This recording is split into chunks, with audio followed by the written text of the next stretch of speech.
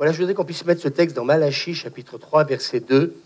Et je pense que ce matin, je vais essayer, en partageant certains textes que vous connaissez, essayer peut-être de comprendre certaines choses. Moi, hier matin, dans cet enseignement de la louange et l'adoration, on a vu ce matin la différence. Comment vous trouvez le début de nos cultes? Ça a complètement tout changé. Hein. Ça démarre très fort. Vous avez un pasteur inspiré. C'est pas Louis, c'est l'homme de Dieu. Et quand j'ai reçu ça, j'étais partagé à l'équipe pastorale. Je trouve que ce matin, le groupe de louange a été magnifique. Et puis je disais comment elle s'appelle, à Lucie, je lui dis, au moins, le groupe de louange, au moins, lui aussi, il se fait du bien. Toute l'année, il donne. Et puis, excusez-moi, je vais le dire en vrai, là, on va voir qui est un vrai louangeur et un vrai adorateur. Moi, je n'ai pas besoin d'un pupitre pour démontrer que, j'aime le Seigneur. Et je crois que honnêtement, j'ai envie qu'eux aussi participent avec nous à une dimension de louange et d'adoration, et qu'à un moment donné, c'est pas le fait de les soulager, c'est le fait de dire que tout se fait d'une manière harmonieuse.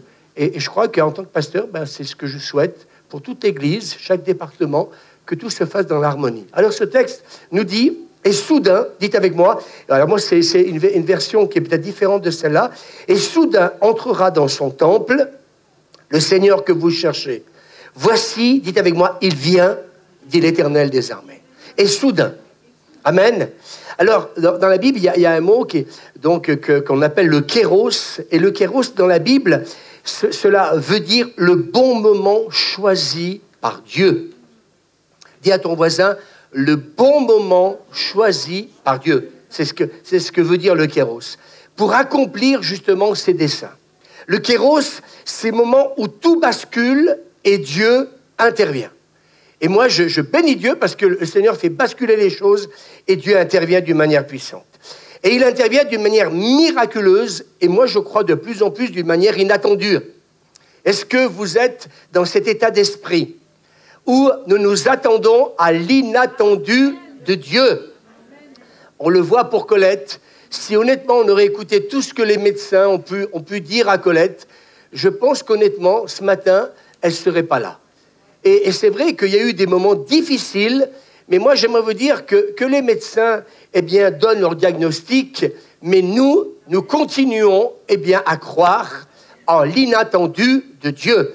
Et ce matin, à la voir ici, Nadine, on peut le dire, qui aurait pu parier un seul instant que Colette revienne parmi nous. Moi, j'ai entendu d'autres choses, et j'aimerais vous dire que ce matin encore, la preuve est faite que Dieu intervient.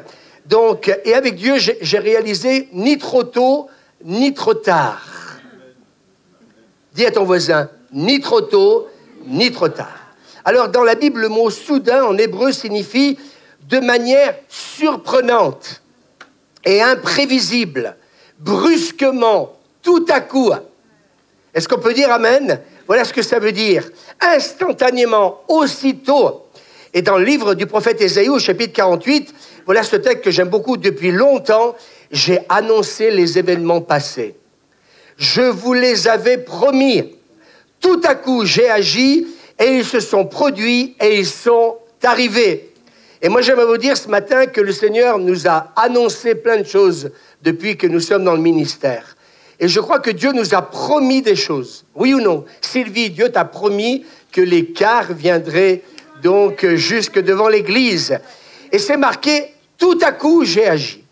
Est-ce qu'on peut dire amen?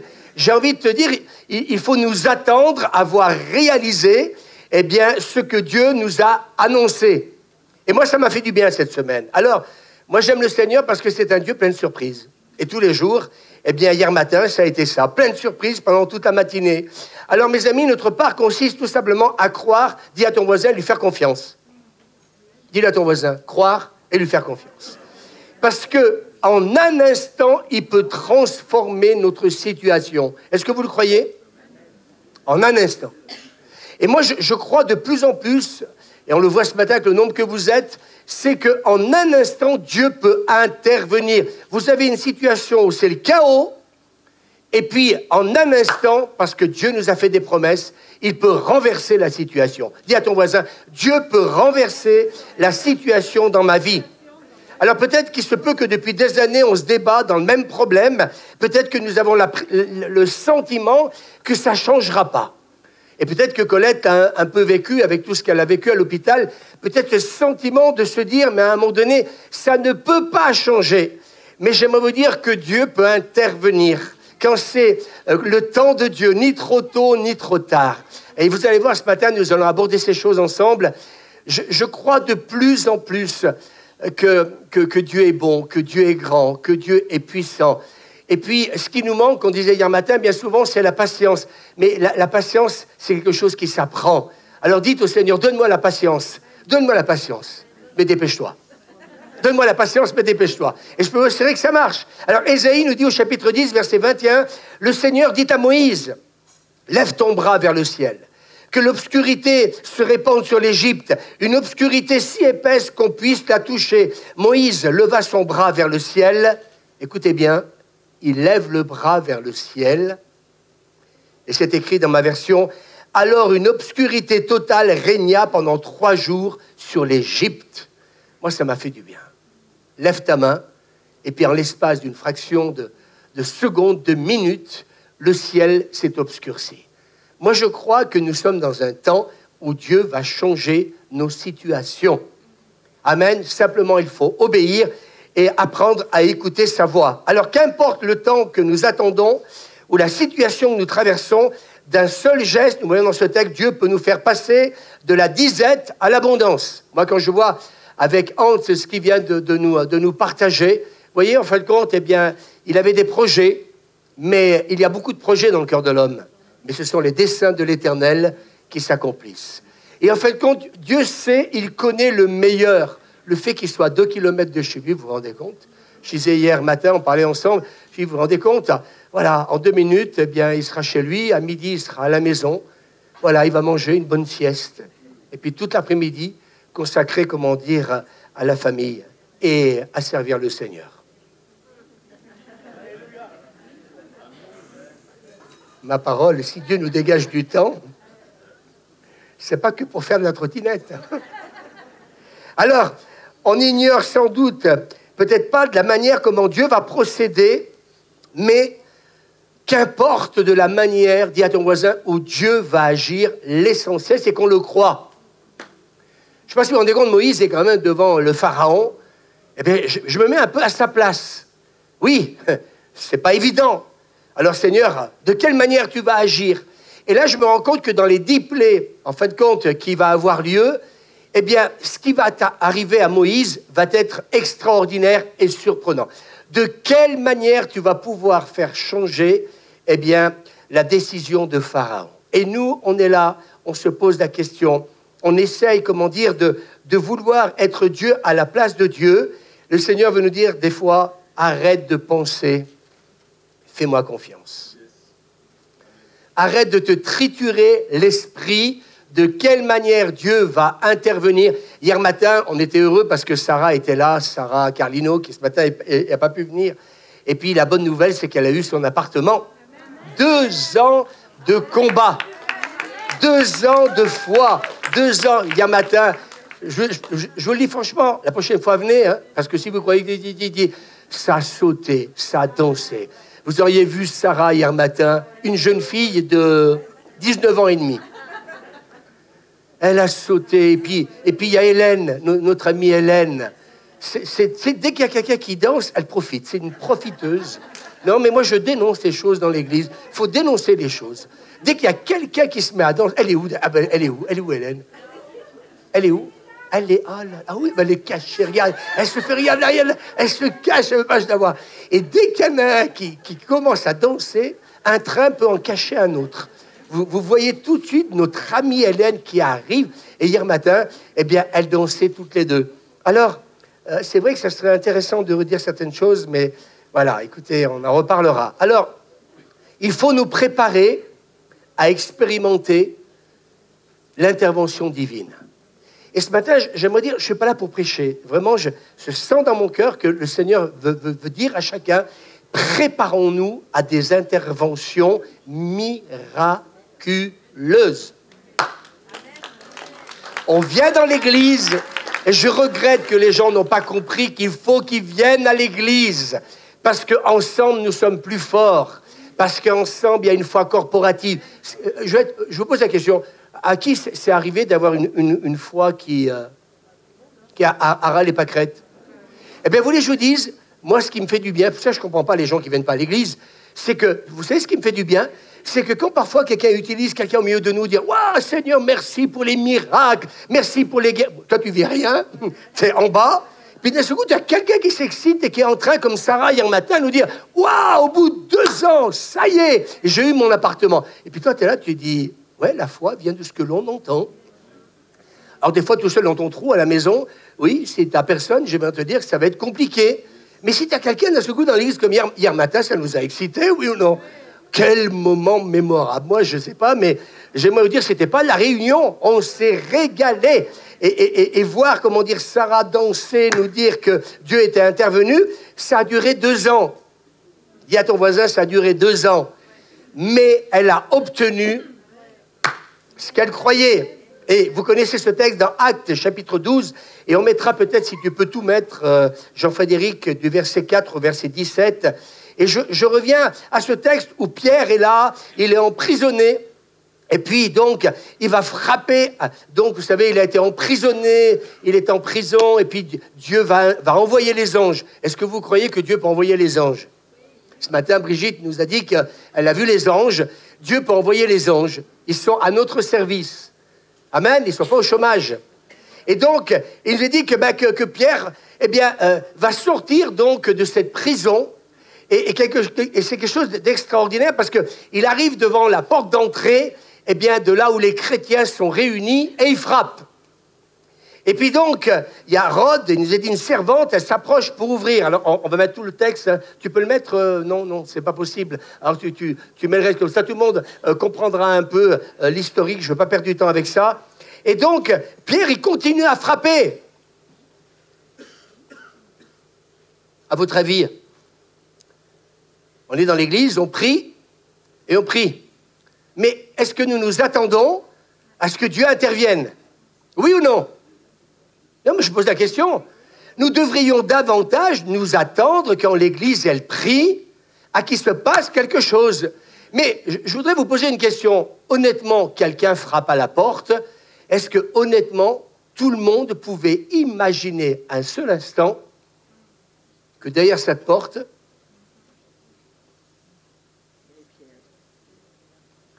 il y avait celui pour qui ils avaient prié.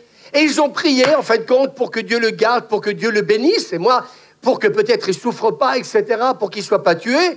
Mais ils ont peut-être oublié de prier qu'il puisse sortir de cette prison. Et quand nous prions, je voudrais vous dire, ce matin, ça me fait du bien, ce que je suis en train de vous dire, Dieu peut faire au-delà. Amen. Oh Seigneur, garde-le. Donne-lui des malabars, donne-lui un bonbon pour la gorge, parce qu'il va s'enrhumer. C'est Seigneur, vraiment, qu'on ne le tape pas trop, qu'on lui donne à manger quelques verres et quelques vermicelles. Hein? Vous allez chez Pascaline et vous aurez tout ça gratuitement. Donc voilà, voilà. Et puis, est-ce qu'ils ont prié pour dire, Seigneur, qu'il puisse sortir de cette prison? Et là, en fin de compte, vous voyez, j'aimerais vous dire que quand nous prions, Dieu est dans l'action. Quelqu'un peut dire Amen? Dieu est dans l'action. Et Pierre arrive, et puis d'un seul coup, tac, tac, tac, tac, tac, allô, c'est le plombier. Non, c'est pas le plombier. C'est Pierre qui est là. Et Hérode, donc pas Hérode, Rhodes, s'approche pour ouvrir, et puis elle est étonnée, et puis elle le voit, et puis elle se dit, non, c'est pas possible, c'est son ange. J'ai une vision, ça peut pas être lui. Et plutôt que de l'ouvrir la porte, elle va voir tous ceux qui sont en prière. Il continue à prier, alors que la prière a été exaucée. Et il y a des moments, j'ai envie de vous dire, il faut prier, puis il y a des moments, il faut louer, puis il faut adorer le Seigneur. Oui ou non? Et c'est marqué, ils ouvrirent et ils furent étonnés de le voir. Alors moi, ce que j'ai reçu, au travers de ce message, le Seigneur veut nous dire, et il est en train de me dire ce matin, Suzanne, que Dieu va nous étonner dans l'exaucement de nos prières. Il va nous étonner. Et parce que nous sommes dans le kéros de Dieu, nous sommes dans ce temps de Dieu. où le réveil arrive. Ce matin, moi, je ne sais pas, mais dans l'esprit, je ne sais pas. Je crois qu'hier matin, il y a eu une telle impartition de la grâce de Dieu. J'ai vu ce matin dans les gens qui dansaient, d'ailleurs. Alors, je voudrais simplement rajouter une chose. Moi, je suis un introverti, moi, je suis un extraverti. Si vous auriez été là hier matin, il n'y a plus d'introvertis, il n'y a plus d'extravertis. C'est dommage, parce qu'on l'a enseigné hier matin, vous auriez compris qu'en fait compte, oui, mais moi, je suis différent des autres. Non, il n'y a pas de différent. On a terminé en disant, relisez le livre des psaumes, et vous verrez qu'il est demandé à tout le monde de chanter, de crier, de danser, de sauter, de battre des mains, de battre des mains. Il n'est pas dit, il faut être extraverti pour pouvoir le faire. Mais ça, il fallait être là hier matin pour comprendre ça. Alors, ils sont étonnés. Et tout ce que nous demandons dans la prière, nous le demandons avec foi. Le livre des Hébreux nous dit au chapitre 11, et nous sommes censés avoir la foi, qui est une ferme assurance des choses qu'on espère. Dis à ton voisin, la foi est une ferme assurance des choses qu'on espère. Mais il arrive que nous soyons étonnés, et c'est pas normal, et surpris de voir l'exaucement. Ça m'arrive souvent dans la semaine. Je dis, Seigneur, mais tu es bon, tu es grand, tu es extraordinaire, alléluia. Moi, je bénis Dieu. Cette semaine, il y avait une amie à nous qui travaillait avec le collectif, et ça faisait plus de 2 mois qu'elle cherchait une poussette, comment dire, donc pour son petit-fils.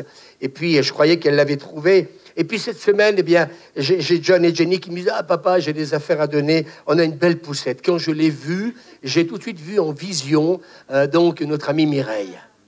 Je l'ai appelée, elle me dit, Louis, je n'ai pas de poussette encore. Alors, je lui dis, il ne faut pas pousser la mémé, viens.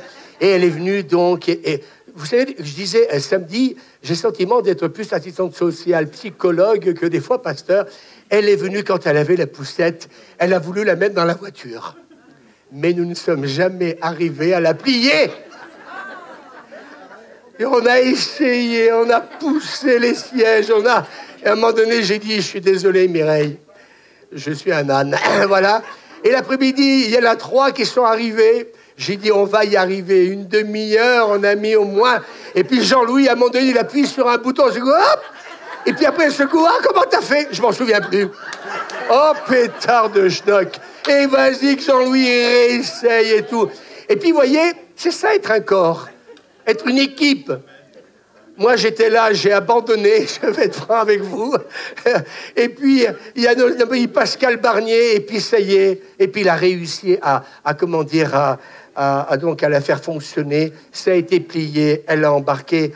Et puis, elle m'appelle, et puis elle me dit, ma fille est touchée par ce témoignage. Eh bien, oui, Dieu exauce nos prières. Et je disais à Mireille, tu vois, Dieu a exaucé ta prière. Et elle dit, je suis sortie avec... Alors, je ne sais pas si elle est plus sortie avec la poussette ou son petit-fils, si elle a sorti la poussette ou son petit-fils, mais tout est-il, c'est qu'elle est sortie, donc, elle dit, oh, mais elle est magnifique, etc. Je lui dis, oui, elle n'est pas encore électrique, ça viendra peut-être plus tard, mais il vaut mieux peut-être faire attention. Alors, quand ça arrive soudainement, et qu'on traverse des moments difficiles, parce que c'est toujours pareil, quand on traverse des moments difficiles, le soudain devient compliqué. Et c'est là que, quelque part, moi, cette semaine, et hier soir, ce matin, encore de bonheur, Seigneur, me faisait du bien, en disant, oui, quand on est dans les moments difficiles, le soudain est tellement loin de chacun d'entre nous. Alors, dans Genèse, chapitre 18, verset 11, Abraham et Sarah étaient déjà vieux, et elle avait passé l'âge d'avoir des enfants. Elle se disait donc, maintenant, je suis usée, mon mari est un vieillard, c'est impossible, je suis trop vieille pour avoir un enfant. Y a-t-il quelque chose que le Seigneur soit incapable de réaliser? Il n'y a rien d'étonnant de la part de l'Éternel. Quand je reviendrai chez toi l'an prochain, à la même époque, Sarah, aura un fils. Et son mari a pu lui fêter la fête des mères. Alors, vous voyez, Dieu surprend souvent ceux qui ont fait, écoutez-moi bien, et là, je voudrais peut-être m'adresser à celles et ceux qui peut-être n'ont peut-être pas compris ce qu'on a compris hier dans la louange et dans l'adoration. Hier matin, il y a eu une vraie révélation, hier matin. On peut le dire.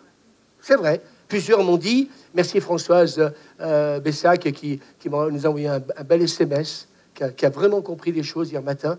Ça a été vraiment un temps de révélation hier matin. Et je crois que dans la prière, c'est exactement la même chose. Je crois que Dieu nous surprend souvent, souvent ceux qui font de la prière un style de vie. Si tu prends le temps de manger, tu prends le temps d'aller travailler, tu prends le temps d'aller voir ta famille, mais la prière, eh bien, aussi, il faut en faire un style de vie. On ne peut pas écarter une vie de louange, d'adoration et de prière. Dis à ton voisin, on ne peut pas. Il faut en faire un style de vie. Et mes amis, il ne faut pas attendre. Est-ce que je peux me permettre de vous parler avec mon cœur de pasteur? Il ne faut pas attendre de prier et de jeûner quand arrive un problème. Écoutez bien ce que je vais vous dire. Il ne faut pas attendre que les problèmes arrivent pour donc prier ou jeûner. Le psaume 32 nous dit « Chacun de tes fidèles te priera au temps de la détresse, au temps convenable. Les eaux peut-être déborderont, elles ne t'atteindront pas. » Est-ce qu'on peut dire amen? Chacun de tes fidèles te priera au temps de la détresse, au temps convenable. Et je me suis rendu compte, en fin de compte, que nous attendons que nous passions par l'épreuve pour prier et jeûner. Non, au temps convenable. C'est-à-dire, fais de ta vie, que ta vie soit un style de prière, un style de louange, d'adoration. Vous comprenez ce que je veux dire? Et je crois que la prière devrait occuper une place essentielle dans notre quotidien, quelles que soient les circonstances. Ne viens pas prier demain matin, parce que c'est la réunion de prière. N'attends pas que, vous savez, le mercredi, on ne se réunit pas, jeudi, on ne va pas se réunir. Moi, j'attends pas, les réunions de prière pour le faire. Ne prie pas en fonction des circonstances de ta vie. C'est au milieu d'une prière continuelle que Dieu surprend souvent son peuple. Et moi, j'ai réalisé que oui, c'est au milieu d'une prière continuelle que Dieu surprend souvent son peuple. J'ai beaucoup aimé ce que Sarah nous a dit hier matin, Suzanne, on peut le dire, parce que ça fait 2 ans qu'elle attendait cette bénédiction. Et la Bible dit que tout ce qui n'est pas le produit d'une conviction est péché. Et quand je lui ai annoncé quelque chose, parce que oui, nous sommes aussi intervenus aussi, donc pour la bénir, et à un moment donné, elle me dit, Louis, j'ai la conviction que cet appartement, je vais l'avoir. Alors, ce que j'ai aimé, c'est qu'elle n'a pas attendu de l'avoir pour prier et pour louer, pour adorer le Seigneur. Et là, je me suis dit, Seigneur, elle a intérêt à l'avoir. Parce que sinon, c'est un rendez-vous au bureau. Hein. Mais oui. Mais à chaque fois qu'elle me voyait, elle me disait, c'est fait. Vous savez que des fois, vous savez, dans l'église, fréquentez des chrétiens, restez pas tout seul dans votre trou. Excusez-moi de dire ça direct, mais elle m'a communiqué de la foi. Et à chaque fois que j'étais là, je dis, Seigneur, oh, il a incrédule notre pasteur. En moi-même, je me disais, Seigneur, il faut qu'elle l'ait. Il faut qu'elle l'ait. Et à chaque fois, elle me disait, Louis, c'est fait. Et hop, vous voyez, la foi vient ce que l'on entend. Et ça m'a béni, ça m'a fait du bien. Et quand elle m'a annoncé qu'elle l'a eu, waouh! Alors la veille, je lui ai envoyé un SMS qu'on m'avait envoyé. Et donc, et déjà, ça a encore renforcé sa conviction. Je me suis dit, il faut que tu attendes qu'on te téléphone. Et puis, la veille, je lui envoie ce qu'on m'avait envoyé. Le lendemain, elle m'appelle et me dit, Louis, on m'a téléphoné, c'est fait. Alléluia. Alors je disais tout à l'heure pour Hans, tout le temps que tu vas avoir, c'est pour servir Dieu. Mais je crois qu'elle aurait dû déménager à Paris, parce que maintenant elle va habiter à Voiron. Et ça fait des années qu'elle me dit, oh Louis, je vais vous préparer des repas. Je vais venir vous faire du ménage à l'église et tout. Je pense qu'elle aurait mieux fait de prier avant de venir à Voiron, parce que là, maintenant, elle est grillée. Vous allez voir qu'on va passer du bon moment. Allez, je plaisante, et heureusement qu'on n'est pas comme ça. Donc, mes amis, c'est au milieu d'une prière continuelle que Dieu surprend souvent son peuple. Dis à ton voisin, une prière continuelle. Luc, chapitre 18, verset 1er, Jésus leur dit, « Il faut toujours prier et ne point se relâcher, se décourager, se lasser. » Moi, je prends toujours plusieurs versions. Donc, vous connaissez l'histoire de la veuve. Il faut toujours prier. Dis à ton voisin, il faut toujours prier. Attends pas que les circonstances soient négatives. Et ne point se relâcher, se décourager, se lasser. 1 Thessaloniciens, chapitre 5, 17. Priez sans cesse, continuellement. Éphésiens, chapitre 6, verset 18. Faites en tout temps par l'Esprit toutes sortes de prières et de supplications. Veillez à cela avec une entière persévérance. Et continuellement. Moi, j'aime ces textes-là. Alors, on ne peut pas faire autrement que de venir à chaque fois que nous avons l'opportunité de venir à des réunions de prière. On peut dire Amen. Alors, moi j'aimerais vous dire qu'on peut aborder ce matin le sujet de l'exaucement de ces prières désespérées. Il y a des prières des fois qui le sont. Celles que l'on adresse à Dieu lorsque tout semble s'effondrer. Et puis qu'en fin de compte, on est au niveau, je disais tout à l'heure, le plus bas. Et moi je crois que justement quand le niveau est au plus bas, j'ai envie de vous dire ce matin, c'est là qu'il faut persévérer. Dis-le à ton voisin. C'est là qu'il faut que tu persévères. Ne t'arrête pas. Ne t'arrête pas. Continue à croire. Continue à chercher des Aaron et Hur. Continue à laisser peut-être d'autres te donner une parole dans la parole de Dieu, ou peut-être même une parole prophétique pour t'édifier, t'exhorter, te consoler. Moi, j'ai envie de vous dire, on a besoin des autres. Quand c'est que nous allons comprendre que rester à la maison, c'est le piège que l'ennemi utilise. Parce que moi, quand je suis à la maison, je n'ai pas un groupe de louanges. Quand je suis à la maison, je ne vous ai pas. Oh, sur Internet, oui, il y a des beaux chants, tout ça, mais ce n'est pas pareil. Moi, ce matin, je vous ai de devant, et ce matin, j'ai envie de vous dire que, oui, quand nous sommes avec les autres, oui, nous pouvons compter aussi sur leur prière et sur leur persévérance. Et donc, je crois que dans certaines prières, oui, ça demande plus de persévérance que d'autres. C'est au milieu des situations apparemment impossibles que le Seigneur, justement, préfère nous surprendre parce qu'il veut nous démontrer sa fidélité et son amour. J'aimerais vous dire ce matin, quand une situation paraît impossible, c'est là que Dieu va surgir. C'est là que Dieu va nous montrer sa puissance. C'est là qu'il est capable de transformer, comment dire, une situation. Alors, bien sûr, certains, je pourrais dire ce matin, pourraient aussi s'éloigner de Dieu par manque de persévérance. Oui, on peut s'éloigner de Dieu. Alors, dans le livre des Actes, chapitre 12, oui, je reviens à ce texte où Pierre est donc emprisonné par le roi Hérode. Il est gardé en prison, enchaîné au milieu des gardiens. Mais ce que j'aime, dans ce texte, c'est que l'Église ne cessait de prier Dieu. Moi, je suis chez moi et je prie. C'est pas biblique. Il y a une situation compliquée. Qu'est-ce qui se passe? L'Église, elle aime Pierre. Et quand on aime les personnes, qu'est-ce qu'on fait? On se réunit. Pourquoi on vient en réunion de prière? On vient en réunion de prière parce qu'on vous aime. Tu penses ce que je suis en train de dire, d'ailleurs? Ça veut dire que ceux qui ne viennent pas, ils ne nous aiment pas? Je suis en droit de le penser. Parce que si Pierre, il n'y a pas une église qui prie, il n'y a pas non plus aussi une intervention divine.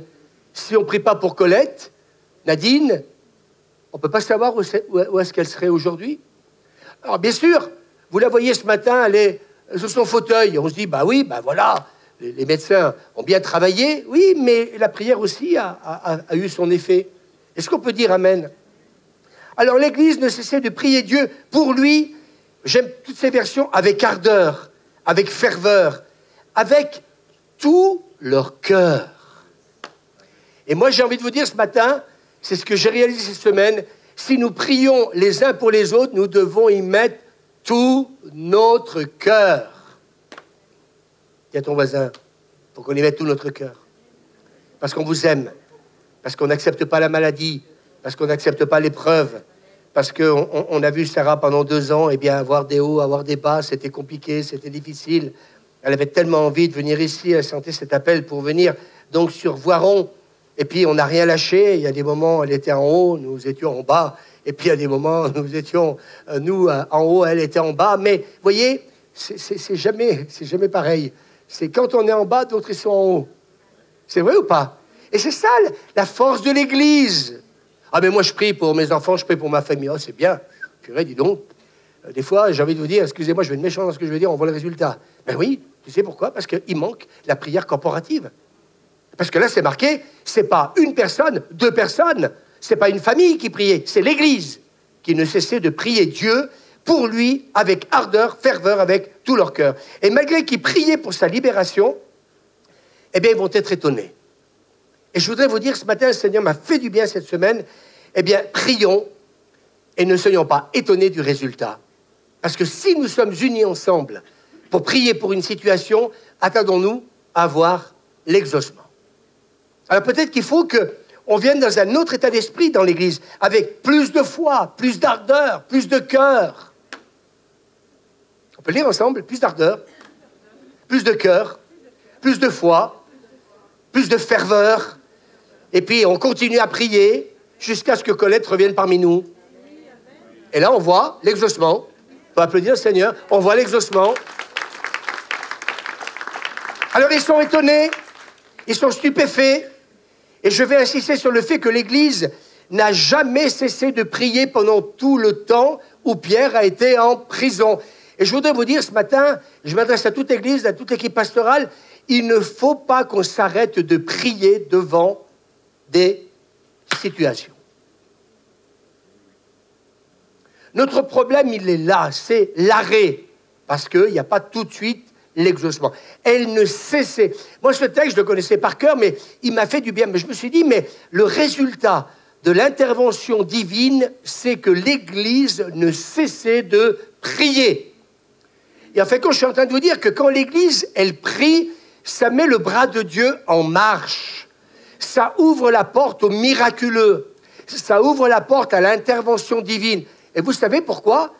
Parce que si nos prières n'étaient pas exaucées, on ne viendrait plus à l'église. Et Dieu veut nous montrer qu'à chaque fois qu'on prie, il y a des batailles, il y a des combats, mais il y a aussi des exaucements. Est-ce qu'on peut dire amen?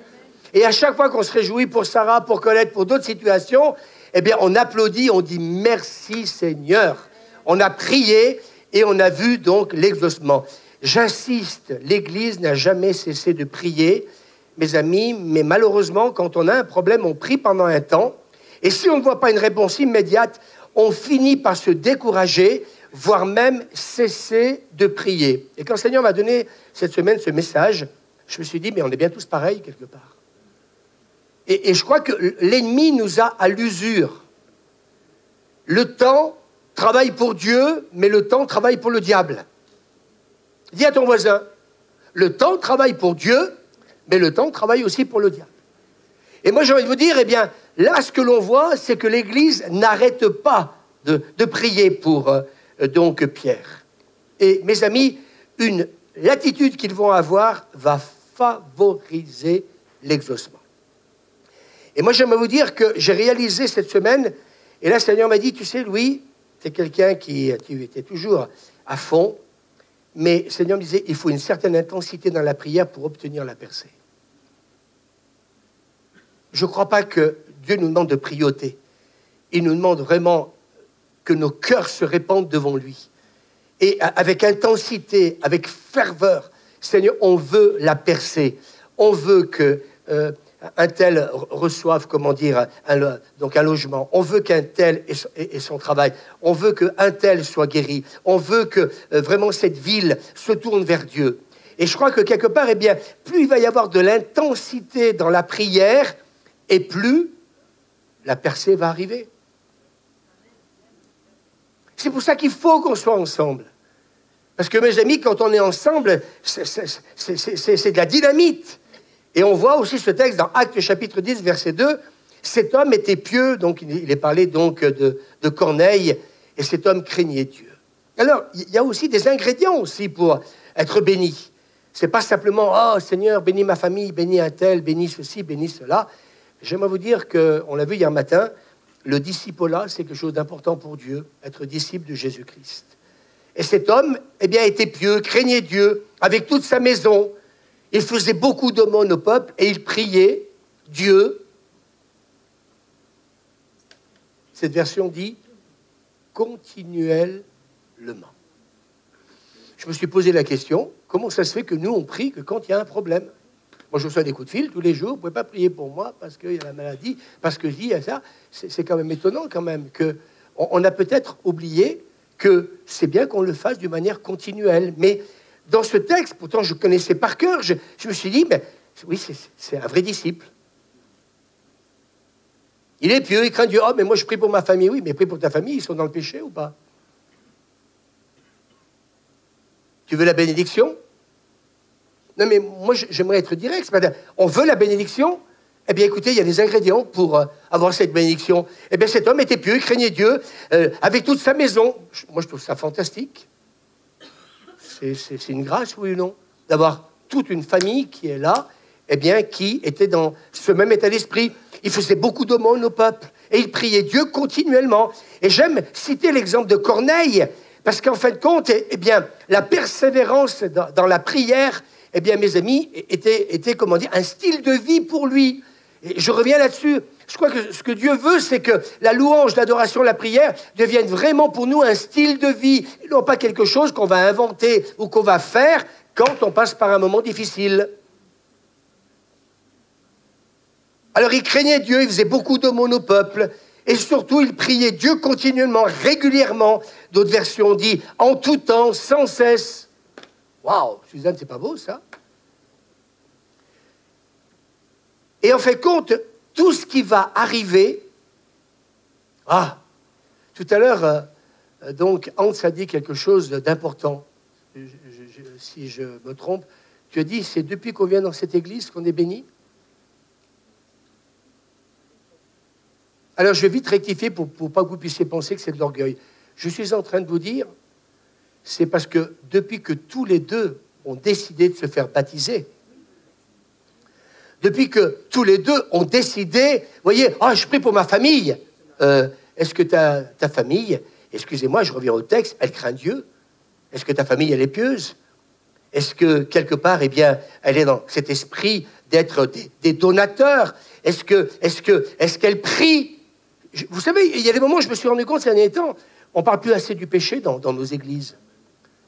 C'est l'hyper-grâce à tous les niveaux. Eh bien, je vais vous dire ce matin, faites attention, parce que le diable, là, il est en train de vous mentir, là. Parce que cet homme, il va y avoir... Pierre va être envoyé chez lui, non pas parce que il s'appelle Pierre, Corneille, pardon. Eh bien, Dieu va envoyer, eh bien, Pierre chez Corneille, parce que cet homme, mes amis, Dieu veut le bénir. Dieu veut le visiter. Et moi, j'aimerais vous dire ce matin, vous voulez la bénédiction? Eh bien oui, priez sans cesse, priez continuellement, rassemblez-vous en église pour que, mes amis, chaque situation compliquée et difficile, eh bien on puisse voir le miracle se produire. Mais mes amis, tout ça n'arrive pas par hasard. Et j'aimerais te dire ce matin, Hans, que tu n'es pas béni avec Poussy, parce que tout simplement, vous êtes un couple merveilleux, mais c'est parce que je retrouve dans Corneille ce que vous êtes. Ce matin, je vais demander de témoigner à Poussy. Pourquoi? On va dire, ouais, les 10 euros. Vous vous souvenez tout à l'heure? Et hier, quand elle me raconte ça, je me dis, si tu n'es pas pieux, si tu n'as pas un cœur intègre, dis-moi, Marie, qu'est-ce qu'elle aurait fait? Et puis à un moment donné, parce qu'elle est pieuse, elle a pas marché sur sa conscience. Aujourd'hui, je vois des chrétiens, quelques-uns, mais je vois aussi pas mal de gens dans le monde qui marchent sur leur conscience. Et puis vraiment, ça dérange personne. Hein. Semi-vérité. Et puis, elles se sont reprises. Waouh! Enfin, le Saint-Esprit qui est capable d'agir. Mais le Saint-Esprit ne peut agir que dans la vie de personnes qui sont pieux. Quelqu'un qui ne vient jamais à l'église, quelqu'un qui n'a plus aucune relation avec Dieu, qui ne fait pas ce que je suis en train de vous prêcher. J'aimerais vous dire qu'il est loin d'entendre la voix de Dieu. Hein. Alors, mais oui, mais moi je l'entends pour eux. Je l'entends, la voix, pour eux. Bah, excuse-moi, mais réécoute l'enseignement. Non, c'est pas suffisant. Il y a des moments, c'est l'Église qui doit entendre ensemble. C'est l'Église qui prie sans cesse. C'est l'Église qui persévère. Est-ce qu'on peut dire Amen? Alors bien sûr, ce matin, je suis en train de déranger beaucoup d'internautes qui doivent se dire, moi, j'ai plus l'Église. Il me dérange, le pasteur, mais c'est pas grave. C'est pas le fait de déranger. C'est comme j'ai dit hier matin dans l'enseignement. Ce qui est important, c'est pas ce que je pense, c'est ce que déclare la parole de Dieu. Et des fois, on vient me voir en disant, ah ouais, je suis pas d'accord avec toi. Ouais, mais t'es pas d'accord avec qui? Avec moi ou avec la parole? Vous savez que beaucoup n'étaient pas d'accord avec Jésus. Alors, j'aime cet exemple de Corneille. Il craignait Dieu, faisait beaucoup d'aumônes, etc. Et mes amis, ils priaient continuellement. Et certaines bénédictions nous sont destinées, mais malheureusement, elles ne parviendront peut-être malheureusement pas donc, dans l'exaucement, parce que justement, il n'y a pas cette constance comme il y a, comment dire, chez cet homme. Et puis, mes amis, je crois qu'il est important aussi dans ces moments que nous avons dans la présence de Dieu. Moi, je crois que quand il y a l'humilité pour être dans sa présence, pour prier, pour louer, pour adorer, moi, je crois qu'il va se passer quelque chose de positif. Moi, quand je lis l'histoire de Corneille, je vois vraiment un homme intègre, un homme qui se préoccupe de sa vie spirituelle, mais aussi celle de sa famille. Mais vous savez ce qu'il a envie? Il n'a pas envie que de prier que pour sa famille, continuer à vivre dans le péché. Hein. Moi, je crois qu'il continue à prier pour sa famille, pour qu'ils se convertissent et pour qu'ils deviennent des disciples. Et j'aimerais te dire ce matin, je voudrais un peu rétablir un peu la chose ce matin, parce que je le reçois de l'Esprit, Suzanne. Le Seigneur me dit, c'est bien de prier pour ta famille, mais il priait pour toute sa maison. Et qu'est-ce que dit Josué? Moi et ma maison, nous servirons l'Éternel. C'est pas dit, moi et ma maison, nous allons recevoir des bénédictions, nous allons recevoir des guérisons, nous allons recevoir du travail. Non, nous allons servir l'Éternel. Alors, j'ai envie de dire ce matin, ben, si ce n'est pas le cas, c'est l'occasion de venir prier. C'est l'occasion de dire, on ne va pas s'arrêter de prier parce que ce n'est pas le cas. Je prie pour ma famille, mais ils ne sont pas encore repentis, ils ne sont pas encore convertis. C'est juste ou pas ce que je dis, les responsables? C'est juste ou pas ce que je dis? Mais moi, je suis la bénédiction que Dieu utilise pour ma famille. Taratata, il servait Dieu avec toute sa famille. Vous savez pourquoi? Parce que, et c'est là où on a besoin de prier, de se repentir. Ce que nous sommes, on devrait le communiquer à notre famille. Leur communiquer quoi? Je vais prier pour toi, tu vas être guéri. Leur communiquer cette même intégrité, cette dévotion, cette crainte de Dieu, ce respect de Dieu que nous avons. Et moi, je me dis aujourd'hui, vous voyez, aujourd'hui, vous allez être en famille, nous aussi, on va être en famille comme vous. Et j'ai envie de passer du temps avec notre famille, non pas simplement pour fêter la fête des mères, à Suzanne, à Jenny, et puis à la maman, à John, Fabienne, merci. J'ai envie, quelque part, eh bien, qu'on puisse parler, non pas de pasteurs, mais de chrétiens qui, quand ils vont manger, il n'y aura pas des gros mots. Quand on va servir à table ou on va être ensemble, on va rire, mais sainement. On va rester calme. On ne va pas s'énerver. On va avoir un témoignage. Vous voyez ce que je veux dire? Ah, mais moi, à midi, il faut vite que je m'en aille parce que je vais passer du temps avec ma famille. Ouais, c'est bien, mais qu'est-ce qui va se ressortir de ce repas? Juste un bon repas? Ou alors, à un moment donné, se dire, Pétard, j'ai tonton, là, il t'a balancé un de ces gros mots, mais toute la journée, j'ai été avec toi, et puis c'est incroyable, il n'y a pas eu un gros mot. On aime être à côté de cette personne parce que on dégage de la paix. Heureux ceux qui procurent la paix. Moi, j'ai envie de ça aujourd'hui. Ah, vite, faut vite qu'on rentre, on va fêter la fête des mères. Ouais, mais tu peux fêter la fête des mères et puis ça peut se terminer en brouille. Ça peut très mal se passer. Et moi, j'ai envie aujourd'hui bien que notre gendre puisse passer un bon moment avec son beau-père. Parce que je me souviens que quand on les a bénis tous les deux avec Jenny, je me souviens, à un moment donné, on s'est pris dans les bras. Je sais pas si Jennifer n'était pas là. Et à un moment donné, je l'ai pris dans les bras et puis et vraiment, il m'a pris dans les bras. Et puis je lui ai dit, tu sais, John, je lui ai dit, je peux me permettre de te dire quelque chose? Je lui ai dit, je ne suis pas ton beau-père. Je lui ai dit, pour moi, tu es un fils. Et moi, c'est ce que j'ai envie.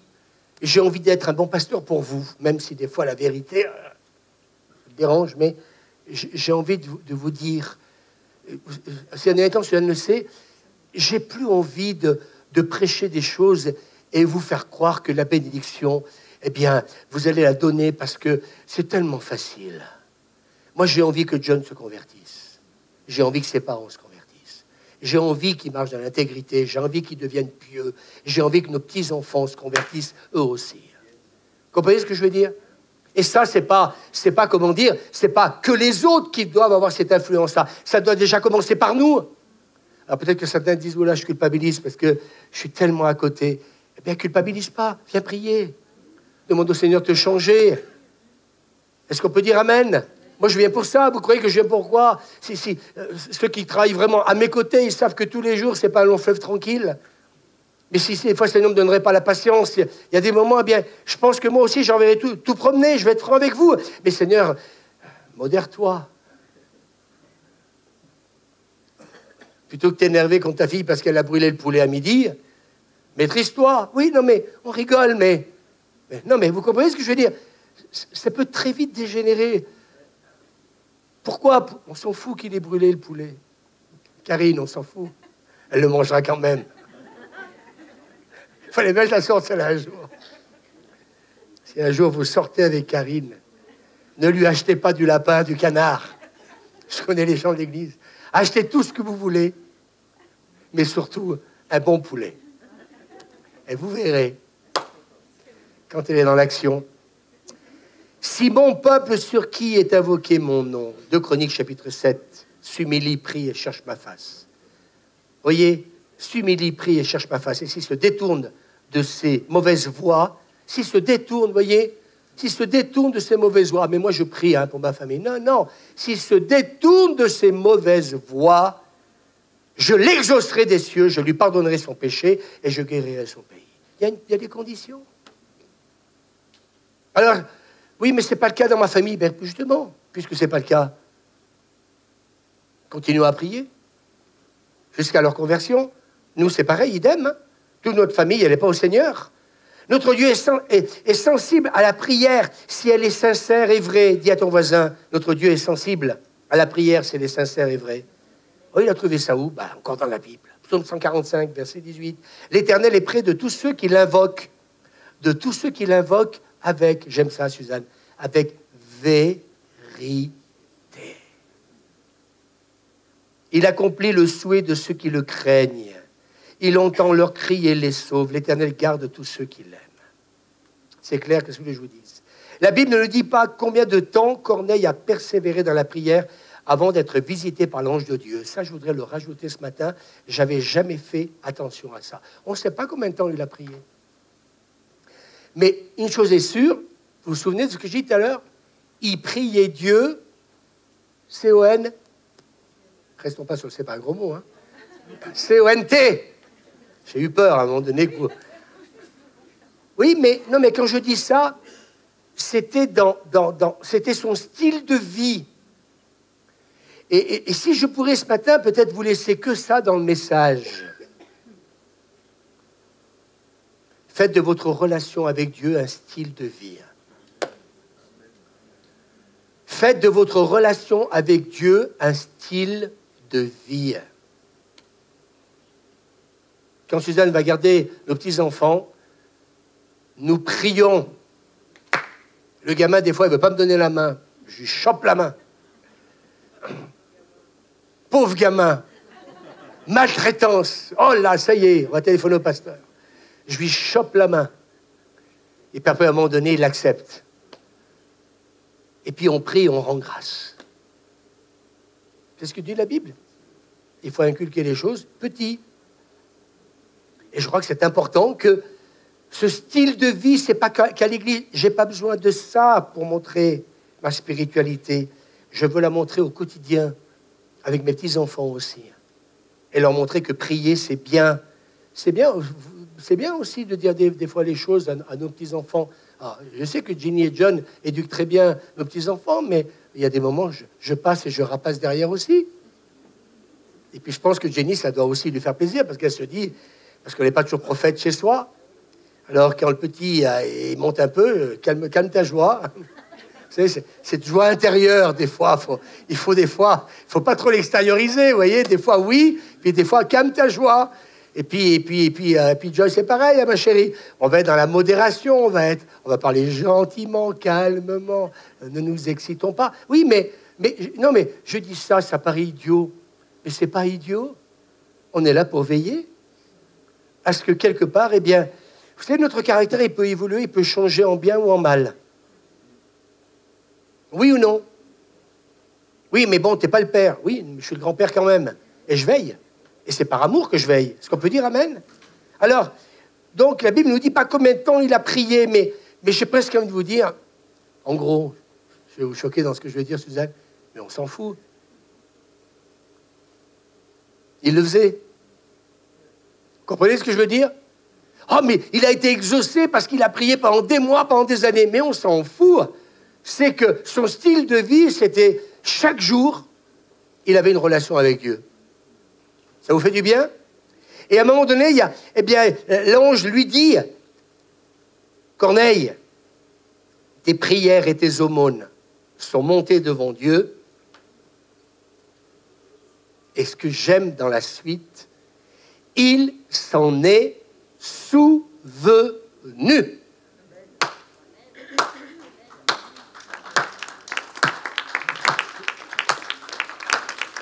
Et ça m'a fait un bien, ce message m'a vraiment béni.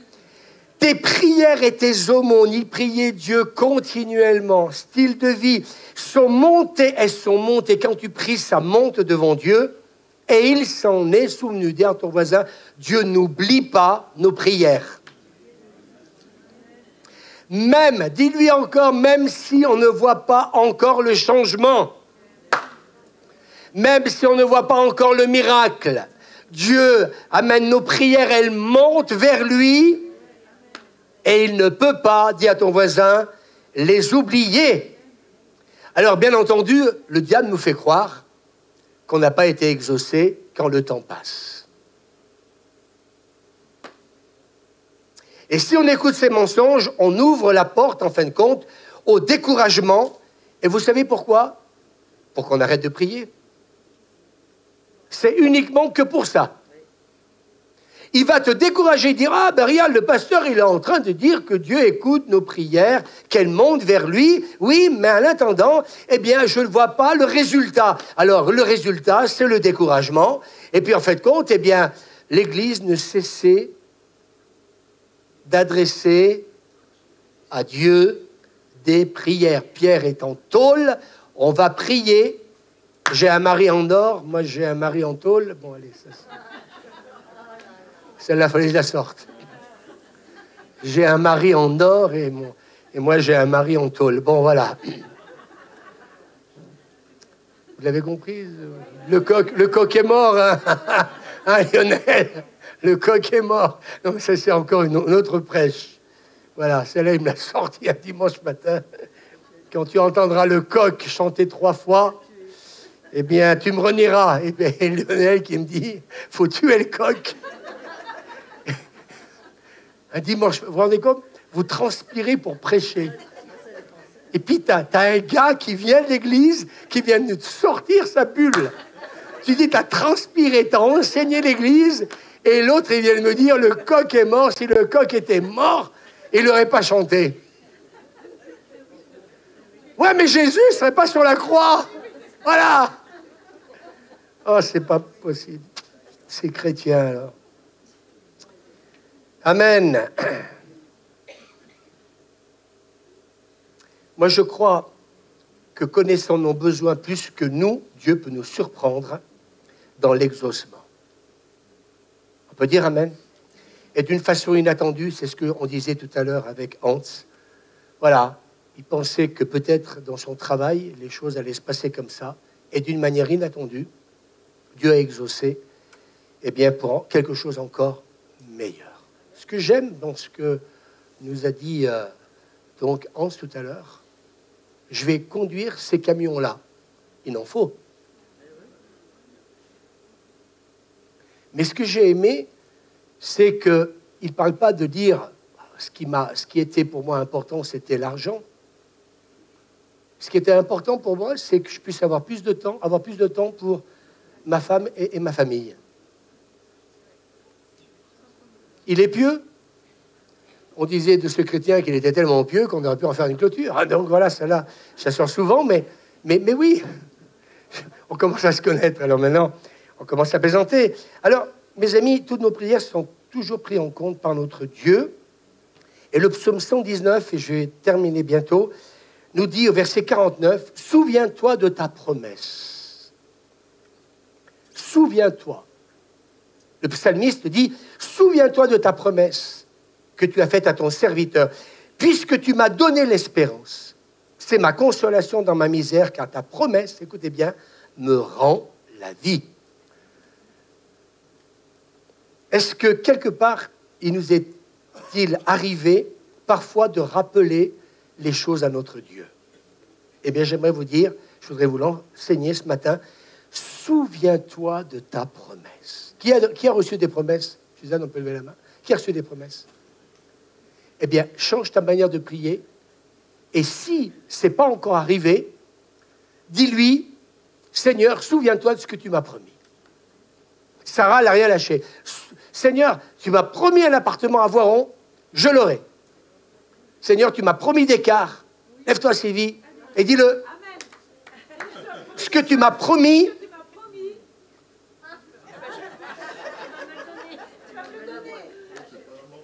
Alors, on commence par un 9 places. Ah ben oui, déjà, Raphaël est... C'est vrai qu'on l'utilise pas mal, là. Comment il a baptisé son pommier? Souviens-toi de ta promesse. Je ne sais pas, peut-être que plusieurs pourraient peut-être se lever, ceux qui sont concernés, et peut-être dire au Seigneur ce matin, souviens-toi de ta promesse. Seigneur, tu as fait une promesse, moi je suis debout parce qu'il m'en a fait. Seigneur, souviens-toi de ta promesse que tu as faite à ton serviteur. Et vous voyez, le fait de dire au Seigneur, souviens-toi de ta promesse, le psalmiste continue, il dit, puisque tu m'as donné l'espérance, et c'est parce que Dieu t'a promis certaines choses que ça produit l'espérance en toi.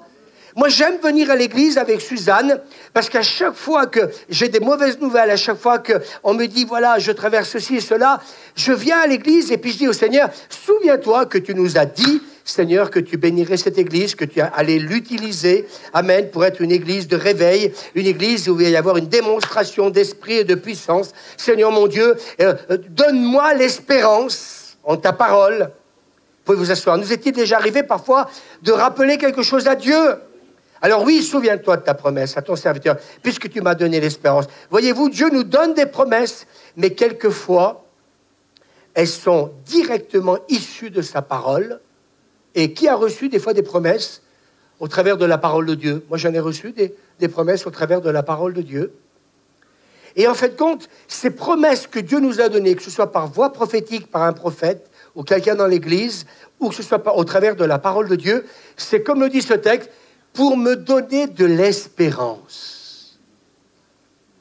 Ça m'a fait un bien. Dieu nous donne, on rappelle à Dieu ses promesses, et quand j'y pense, même si je n'ai pas encore l'exaucement, eh bien, Seigneur, tu m'as promis, tu n'es pas un homme pour mentir, donc je continue à espérer, et ça réjouit mon cœur. Ça vous fait du bien? Enfin, moi, quand j'espère, Sarah a espéré, elle a obtenu. Pour nous consoler, et le texte dit, en fin de compte, car ta promesse me rend la vie. En fin de compte, les promesses que Dieu nous donne, en fin de compte, elles nous sont données, moi j'ai noté, pour nous renouveler. Ta promesse me rend la vie. Ça me renouvelle. Et moi, j'ai vu Sarah, depuis qu'elle savait qu'il y avait cet appartement sur Voiron, eh bien, plus je l'observais, plus je la regardais, plus je sentais que mes amis, elle était pleine de vie, parce qu'elle était convaincue que ce qu'elle était en train, de rappeler à son Dieu, la remplissait d'espérance et lui communiquer la vie. Alors, il nous faut nous saisir les promesses que Dieu nous a faites. Dis à ton voisin, saisis les promesses que Dieu t'a faites. Et puis surtout, je voudrais terminer en disant, ne le laissons pas sortir de notre esprit. Nourris ton esprit de ces promesses que Dieu t'a faites. Dis-le à ton voisin. Nourris ton esprit des promesses que Dieu t'a données. Et quand à un moment donné le moral est bas, je viens à l'église et je sais qu'à côté de moi, j'ai quelqu'un que Dieu va utiliser pour dire, c'est difficile ce que tu vis en ce moment, mais rappelle-toi de ce que Dieu t'a promis. Quelqu'un peut dire peut-être, le Seigneur m'a promis ça? Quelqu'un, peut-être comme ça, vite fait? Quelqu'un a reçu une promesse de Dieu? Tout à l'heure, il y a plusieurs mains qui sont levées. D'écart. Oui?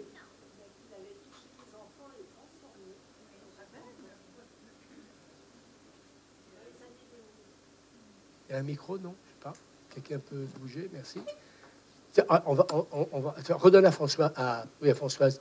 Je voudrais que c'est enregistré. Donc. Je veux dire, en 2000-2001, le Seigneur m'a parlé par la bouche de 2 prophètes différents. Il m'a dit qu'il allait toucher mes enfants et les transformer.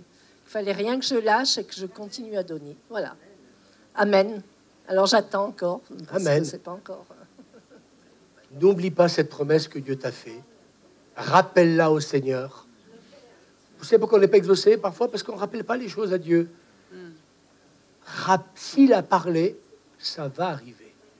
Des fois, ça dure longtemps, mais c'est pas grave. Béatrice? Oui, oui, le Seigneur nous m'a dit aussi, par l'intermédiaire de toi, Louis, et puis que toute ma famille serait sauvée et qu'ils seraient des disciples. Voilà. Quelqu'un d'autre encore? Voilà, au fond, Mélanie, au fond. Voilà, on prend quelques secondes. Jérémie 29, 11, car je connais les projets que j'ai formés sur vous, dit l'Éternel, projets de paix et non de malheur. Amen. Amen. C'est bien de le lui rappeler, Mélanie. Suzanne? Attends, le micro arrive, Suzanne. Non, c'est bien le micro. Je peux vous dire une chose, on peut s'approprier aussi les paroles de Dieu, hein, les promesses que Dieu fait dans la parole. Et le projet de bonheur, Dieu ne me l'avait pas dit, mais moi, je lui ai dit, Seigneur, tu as dit projet de bonheur. Tu as dit que tu affirmais que tu avais des projets de bonheur pour moi, ma famille, pour qu'on ait du succès et un avenir. Alors, elle a raison, Suzanne. Après, je laisse le micro à Nicole. Elle vient de dire une vérité vraie. Parce qu'il y a des vérités qui ne le sont pas, celle-là est vraie. Elle se présente. Mais si un prophète n'a pas prophétisé sur ta vie, la parole de Dieu est pleine de promesses. Tu te les prends. C'est ce qu'on a vécu hier matin. Qu'est-ce qu'on a dit au travers de la louange d'adoration? Alors, emparons-nous des promesses. Et quand tu sens que l'Esprit de Dieu, en plus, atteste à ton esprit cette parole, le réma que Dieu nous donne, eh bien, tu te lèves et tu la déclares. Et puis, si tu ne la vois pas arriver au bout d'une semaine, 15 jours, 6 mois, 1 an, etc., tu lui rappelles que la Bible a été écrite par lui. Nicole. Oui, moi je l'ai eu en vision. On était là assis et tout d'un coup je me retourne et je vois mes 3 filles rentrer dans l'église un dimanche matin. Voilà. Donc j'attends. C'est un petit peu long, mais j'attends. Lève-toi, Nicole. Nicole, lève-toi et dis-lui, je te le rappelle ce matin. Je te le rappelle, Seigneur, à mes filles là. Voilà. Ça fait du bien, tu vois? Vous voyez ce que je veux dire? Ça remplit nos cœurs d'espérance, ça renouvelle l'espérance et ça nous donne la vie. Qui encore? Là-bas, il y a quelqu'un. Ah ouais, là-bas, pardon. Continuons, d'autres aussi. Hein? La promesse d'un enfant. Wow.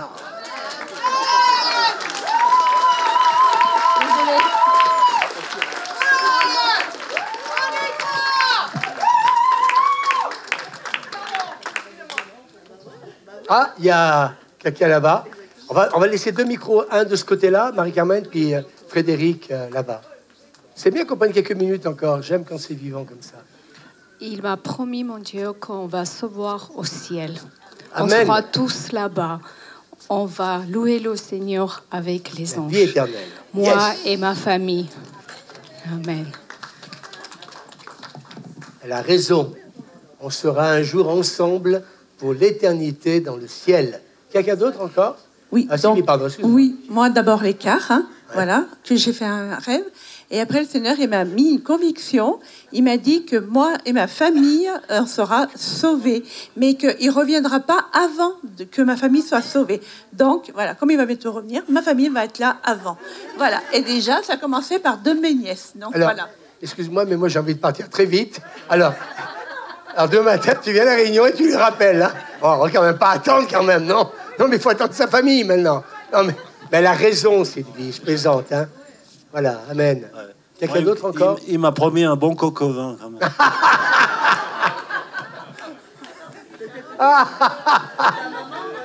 Le coq est mort, le coq est...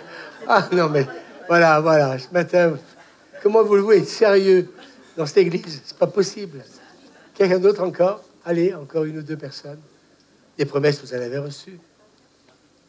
Amen. Allez, On continue. Ça fait du bien. Ça fait du bien, ça exhorte, ça encourage. Alors, c'est un peu différent. En fait, en ce moment, nos filles font de la musique et on ne sait pas si elles vont continuer l'année prochaine. Et hier soir, on a prié en famille et on a rappelé la promesse de Dieu parce que quelqu'un nous avait dit que Victorine ferait un instrument à cordes et que Oanel ferait plusieurs instruments.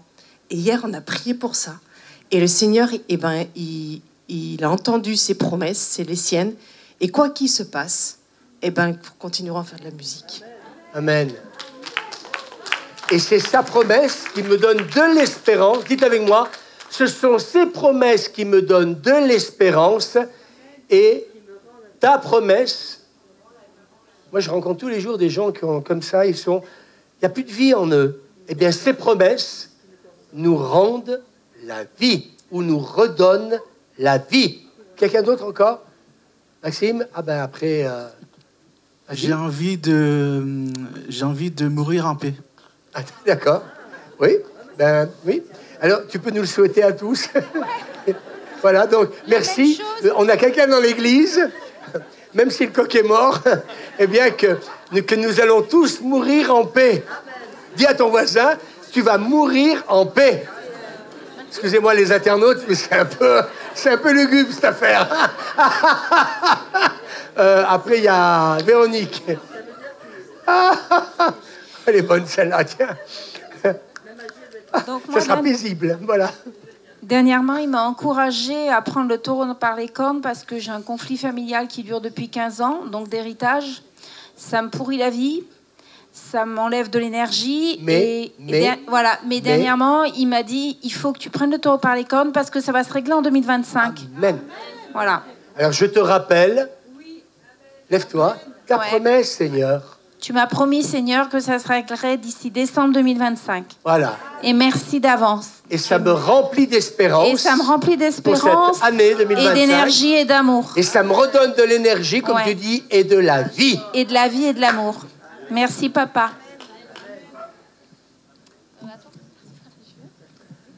Oui. Alors moi, c'est déjà fait, mais ça fait rien. C'est un témoignage. Quand notre entreprise a fermé, le Seigneur m'avait dit, je te laisserai pas tomber. On a prié pour que j'ai un travail et je l'ai eu. Et gloire à Dieu. Amen. Amen. Merci. Sarah, au fond. Oui, moi je voudrais témoigner qu'il y avait eu des paroles de malédiction sur ma fille. Et comme on m'avait dit, elle se convertira jamais. Et à la fin de l'été dernier, j'avais lié ces paroles. Et j'ai délié ma fille. Et 2 mois après, elle s'est convertie. Et voilà. Et le Seigneur m'avait fait cette promesse que chacun de mes enfants serait sauvé. Amen. Et c'était la dernière. Amen. Amen. Amen. Je sais pas, j'ai envie de le faire. Je sens que quelqu'un, vous savez, aidez-moi, il faut être dans l'action. Je sens tout simplement, on va pas faire ça 3 heures, que quelqu'un doit venir devant et dire, Seigneur, souviens-toi, tu m'as fait une promesse. Parce que des fois, certains sont timides, n'osent pas peut-être témoigner. Mais peut-être que quelqu'un a ce besoin, juste pendant quelques secondes, de venir devant et dire au Seigneur, vous vous adressez pas au pasteur, vous vous adressez au Seigneur. Seigneur, je viens devant toi, je te rappelle ta promesse. En courant, ceux qui ont besoin de le faire, venez. Il y a peut-être 2 ou 3 personnes, voilà, viens juste devant, voilà. Marie-Carmen, tu voulais faire témoigner quelqu'un aussi? Oui, vas-y, Marche. Pardon, excusez-moi. Oh là, quelle horreur. Ma mère avait décidé de me renier et aujourd'hui, elle m'a invitée à manger chez elle.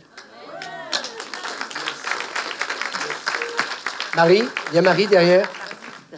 Elle t'a renié parce que tu as fait une grosse bêtise. Oui, j'ai fait une grosse bêtise. Parce qu'elle est fatiguée. Non, coupez le micro. En fait, c'est parce que sa maman, elle l'aime, voilà. Donc, coupez le micro, voilà.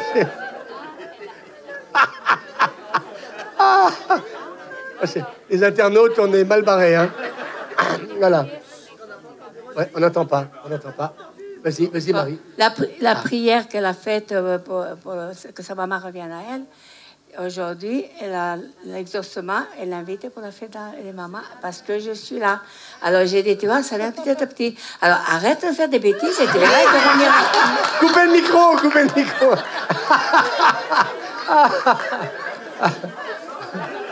Voilà.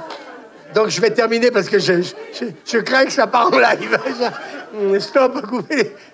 Allez, je termine en disant, je crois, dites avec moi, que tu es fidèle et que tu n'as jamais fait des promesses que tu n'accompliras pas. Est-ce qu'on peut dire amen? Alors, on peut applaudir le Seigneur et le remercier. Amen. Et puis, on va terminer ces moments, vous voyez, c'est midi moins 20. Il va peut-être neiger tout à l'heure. Il va aller tomber les cuisses de grenouille, j'en sais rien. Mais ce matin, j'ai voulu qu'on arrête plus tôt. Parce que dans mon cœur, je me dis, et je ne dis pas qu'on le fera à chaque fois, mais je me dis qu'il y a des moments, il y a des circonstances familiales qui font que, aujourd'hui, c'en est une, toutes les mamans, vous êtes à l'honneur. Alors, puisque vous êtes à l'honneur, eh bien, c'est normal que tout le monde puisse rentrer à la maison et puis aller manger le coq au vin de Lionel. Lionel, tu pourras m'en laisser un morceau, s'il te plaît, ton coq au vin? Moi aussi, je voudrais bien. Non, mais il n'entend pas. Lionel, t'entends pas. J'aimerais que tu me gardes un morceau de ton coq au vin. Ce serait gentil. Hein? Merci. Voilà, bon dimanche à tous. Et puis, jeudi matin, pas de réunion de prière, sinon lundi, mardi et samedi prochain, eh bien, on se retrouve ensemble. Bonne journée. Soyez prudents.